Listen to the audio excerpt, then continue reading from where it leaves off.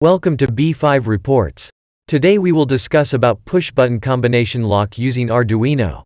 Let's move on. Introduction. Combination locks have been there for decades and many products such as briefcase, doors are protected by them.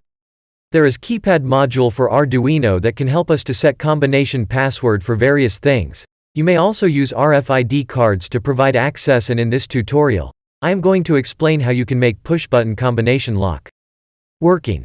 The project will help us to set combination password, and you can set password by using 1 to 6 digits. When you will push the buttons, and the combination is matched, the green LED will be turned on, and if the combination is not matched, the red LED will indicate that the password is wrong. You can change combination password from Arduino code. Open the code and find the following line. Int code equals 1, 2, 3, 4, 5, 1, and change the sequence. For now you will have to press 1th button followed by 2, 3, 4, 5 and then again 1, and your green LED should be on.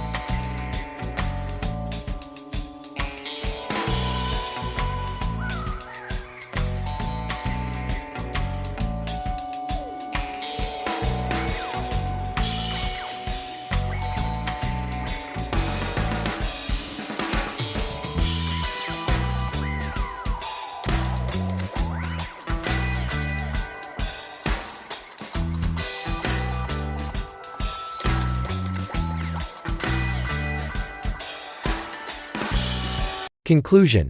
So that way you can use Arduino and push buttons as combination lock. You can use that to secure your door or any other thing. If you are interested in such projects, please subscribe us, and that would be beneficial for you. Thanks for watching. Subscribe now for more videos.